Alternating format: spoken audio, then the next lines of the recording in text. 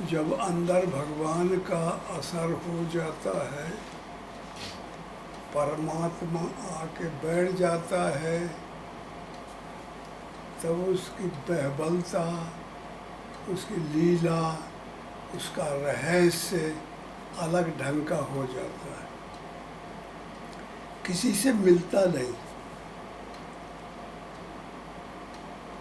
परमात्मा कभी लीला करते हैं, कभी अपने के अनुभूतियाँ देते हैं, कभी बताने लगते हैं, कभी अंग फरकन में बताते हैं, कभी स्वप्न में बताते हैं, कभी सादृश्य बता देते हैं, कभी जागृत में बता देते हैं। तो यही लीलाएं और अनुकूल साधक जब सिद्ध अच्छी स्तर में पहुंच जाता है तो वही में टाइम पास करते रहते हैं।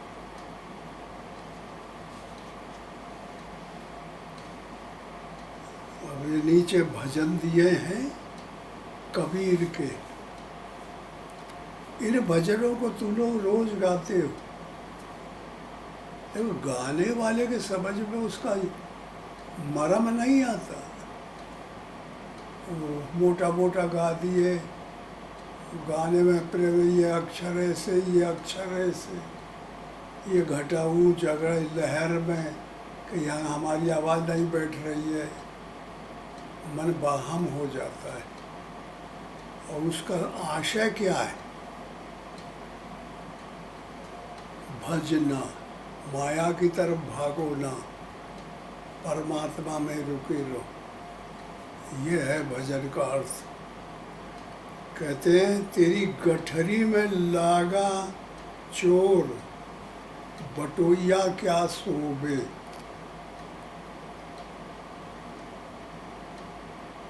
परमात्मा की कृपा से मानव शरीर मिलता है। बगैर कृपा के, बगैर पुण्य के, बगैर सौभाग्य के मनुष्य नहीं हो पाता। बड़े भाग्य मानुष तनु पावा, सुर दुर्लभ सद ग्रंथ गावा। सद ग्रंथ पुण्य सब बताते हैं कि जब बड़े भाग्य होते हैं, बड़ा पुण्य होता है, तब मनुष्य तन पैदा होता है। तो कबीर कहता है कि मानव तन जब पा गए और बड़े हो गए, चाहे वो लड़की हो चाहे लड़का, फिर वो विषय वासना में फंस जाते हैं। तेरी गठरी में लागा चोर, तेरे शरीर में लगे हैं चोर। काम, क्रोध, लोभ, मोह, मद, मत्सर, ये परेशान तुम्हें कर रहे हैं।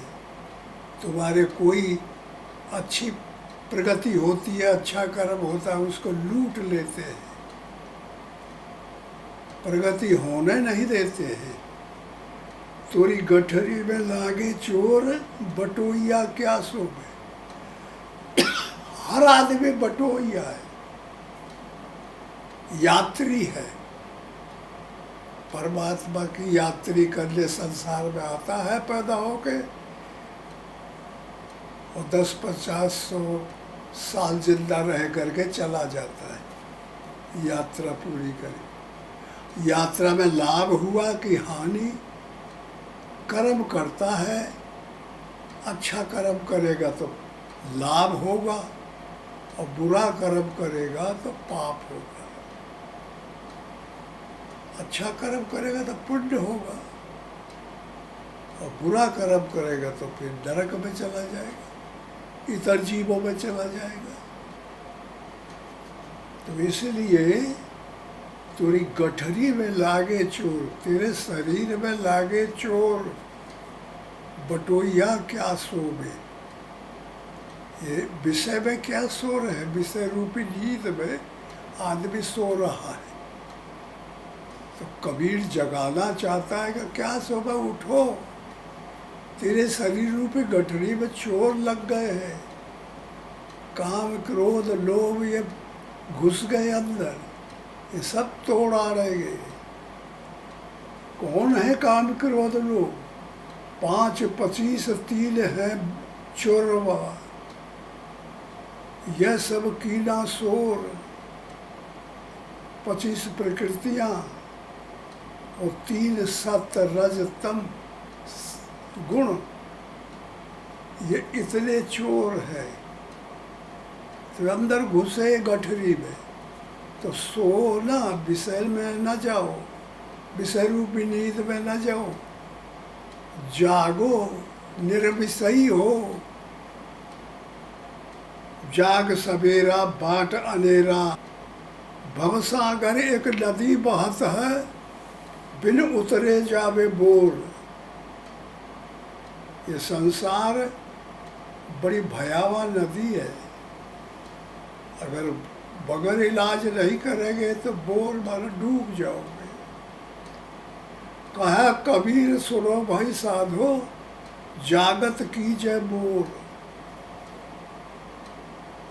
जल्दी जगो। और दूसरा भजन है,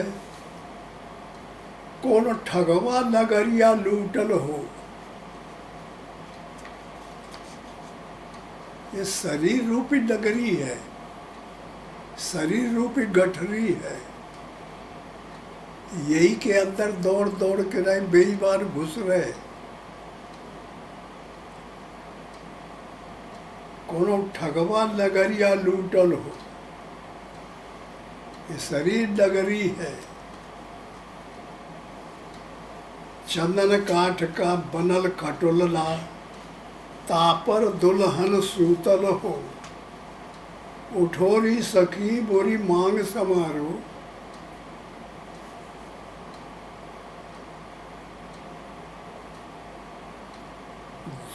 दुल्हा वो से रूठल हो।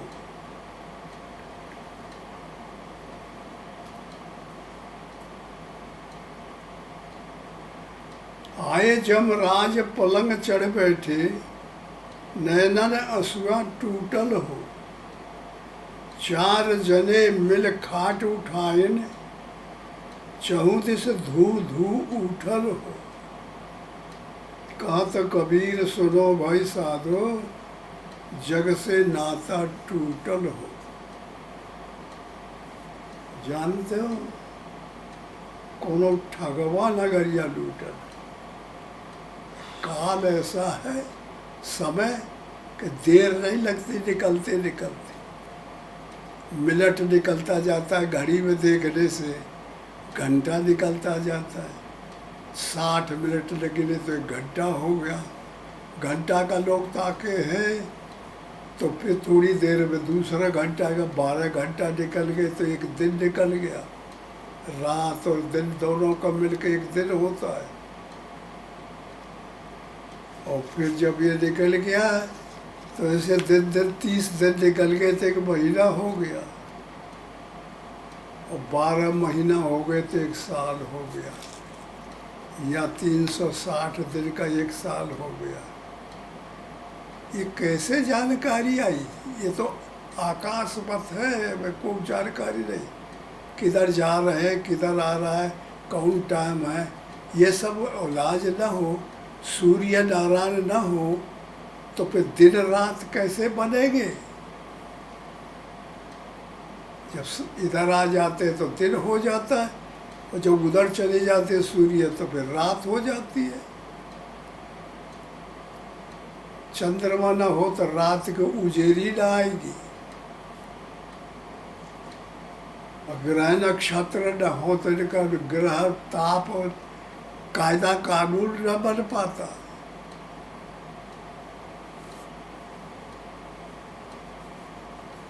तो इस तरह से ये सब दुनिया बन के तैयार हो गई है, और गिनते गिनते गिनते गिनते साल हो, अरे हम इतने साल के हो गए, फिर बढ़ते बढ़ते बढ़ते 50 साल के हो गए, और 60 साल में जो हो गया तो नौकरी से निकल गए, मास्टर से निकल गए, और फिर इधर उधर सब सफ़ेद बाल हो गए, और फिर घबरा गए कि अरे अब तो बूढ़े हो गए, अब तो गड़बड़ा गया मन, अब ताकत क्षीण होती चली जाएगी।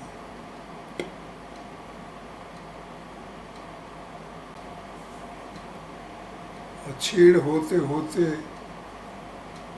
फिर ठिकाना नहीं रह जाएगा।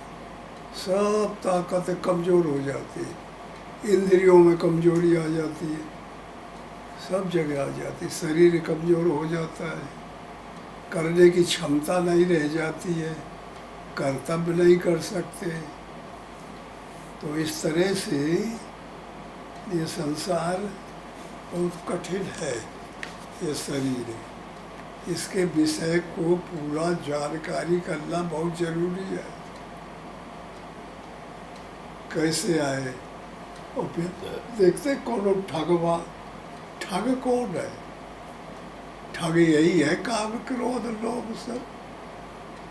ये ठग आए शरीर के अंदर, शरीर को तोड़ देते हैं, इसको बुराई में ले जाते हैं। इंद्रियां हैं परेशान करती हैं, तो आदमी एकदम फिर 50-60 साल के बाद वो कमर टेढ़ी होने लगती है और बुढ़ा हो जाता है और दुबला दुबला हड्डी निकल जाती है। तो फिर चंदन काठ का बना खटोला, ये बहुत से यंत्रों का बना हुआ खटोला है, परमात्मा का बना हुआ है। फिर वो खटोला पर चढ़ बैठता है काल, टोर मरोड़ के धर देता है, तो मट्टी बन के रह जाता है, आत्मा निकल के उड़ जाती है। तो इसके पहले इलाज करना चाहिए कि इसमें कोई आए ना पाए, बेईमानी ना हो पाए, अच्छे कर्तव्य करें, अच्छे ढंग से चले, संयम से रहे, काम क्रोध लोभ मोह मद राक्षस है, इनसे बचना चाहिए। ये भजन यही बताते हैं साधकों को कि हमको इस ढंग से पालन करो। और जो साधक कबीर के, तुलसी के, सूरदास के भजनों को याद करता है, वो फिर शांति प्राप्त कर लेता है। तीसरा भजन है, रहना नहीं देश बिराना है। ये जो देश हम लोग मानते हैं कि हमारा देश है, ये अपना देश नहीं है, ये बिराना है, दूसरे का देश है। यहाँ हमको रहना नहीं है। हर आदमी घर बनाता है, घर को छोड़ के चला जाता है, घर पड़ा रह जाता है, धन कमाता है, धन पड़ा रह जाता है, आदमी चला जाता है। कोई यहाँ रहने नहीं आया कभी, न रहने को जगह है। इसलिए साधक को चाहिए कि परमात्मा एक ऐसा तत्व है जो इससे अतीत है, अलग है और इसमें शामिल नहीं होता। वो अगर उसका अंश है तुम्हारे स्वरूप में, परमात्मा का अंश आत्मा है सबके अंदर, बस इसको जान लिया जाए और इस पे आचरण पर चला जाए। इसमें राम राम राम राम रटे, ध्यान करे, भजन करे, तब वो आदमी बच पाएगा, और नए संसार से बच नहीं सकता कोई। इसलिए साधकों को चाहिए कि भजन करे, नाम ले।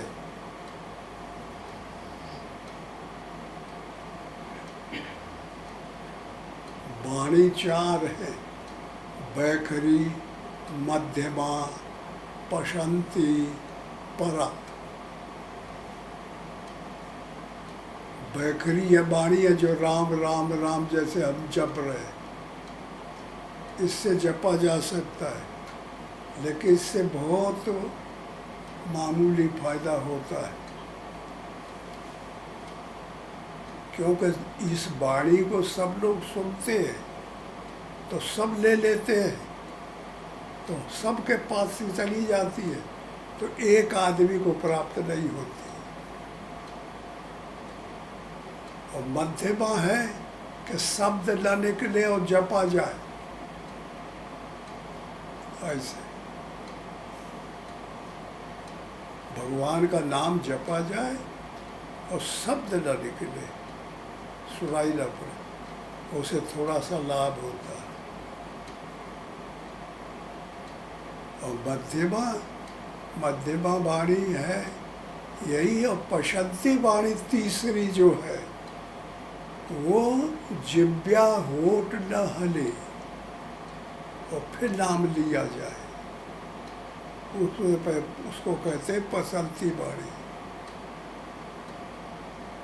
जीभ न हले, दांत न हले और फिर उच्चारण करो।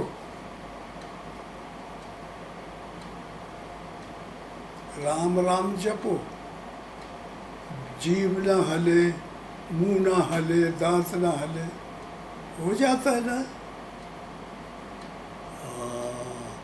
वो पशंती वाणी है, उसके जपेंगे तो बहुत बड़ा लाभ होता है। और फिर है परा, श्वासा, अजपा जाप, वो तो बहुत ही ज़्यादा फायदामंद है। इसलिए साधकों को संयम हमेशा बरतना चाहिए, संयम रखना चाहिए, संयम के बगैर कभी खाली न रहे। संयम यह है कि वैराग्य, अनुराग, वैराग्य रूपी हनुमान, अनुराग रूपी अंगद, सूरत रूपी सुग्रीव, धर्म रूपी दधबल, नेम रूपी नीलल, जानकारी रूपी जाऊंबंद, ये सब अपने पास रहें। जब ये रहेंगे तो काम, क्रोध, लोभ, मोह, मद, मत्सर ये भाग जाएंगे। एक टीम रहेगी। और जो काम क्रोध रहेंगे शरीर में तो ये चले जाएंगे, ये नहीं आएंगे। इस बात को समझना चाहिए साधकों को। तो फिर ये सजातीय पार्टी के योद्धा हैं, तो ये इनको जब लोगे, इनको अपने अंदर ले लेंगे तो फिर बगैर भगाए काम करो, दूर भाग जाइए। हनुमान जानते हो, गदा से कूद डालते, बलवान है, वैराग्य आ जाता है। अविद्या, अश्मता, राग और द्वेष, अभिनिवेश, क्लेश। अभिनिवेश कहते हैं क्लेश को, मरण भय। अभिनिवेश का मतलब होता है मरण भय। हर आदमी को लगा रहता है कल मैं मर जाऊंगा, क्या होगा कल, कोई ठिकाना नहीं। हर आदमी दूसरों से विरोध करने को तैयार है। द्वेष और राग, और सब आदमी प्रेम करने के लिए दौड़ पड़ता है और इच्छा का दमन नहीं कर पाते। और अविद्या जो झूठे में सही प्रतीत करती है, उसका नाम अविद्या है। झूठी चीज में वो लगे सत्य है। ये संसार के जितने पदार्थ झूठे, लोगों सत्य मालूम होते हैं, इसका नाम अविद्या है। और असत्य जो जताती है उसका नाम विद्या। तो इस तरीके से विचार हमेशा इन्हीं में चलता रहे, तो वो साधक को दुर्गुण छू नहीं पाते। और जिसका मन इस सत्संग को छोड़ के और फिर आज़ाद हो जाता है और फिर चला जाता है दुनिया में, और फिर काम में चला जाता है, क्रोध में चला गया, लोभ में चला गया, वो मारे जाते हैं, वो जिंदे नहीं रह सकते, काम क्रोध घुस के पटक देते। तो समझ लो, अब कमर कसी है, बाना धारण किए है, यूनिफॉर्म परमात्मा का पहले है, तो फिर नियम को मिलिट्री में भर्ती हो गए हैं, तो रोज सुबह 4 से उठ के पीटी को 6 बजे तक पीटी और फिर उसके बाद परेड, ध्यान, पीटी माने ध्यान और परेड माने सत्संग। करते रहना चाहिए, करते रहना चाहिए, तो परमात्मा की पलटन में भर्ती हो जाओगे। और जो माया की पलटन में भर्ती होना है तो फिर बड़ा गड़बड़ है, तो बताना अच्छा नहीं लगता। समझ लो, सब जानते हो बगैर बताए तो लोग। इसलिए सावधानी से काम लो।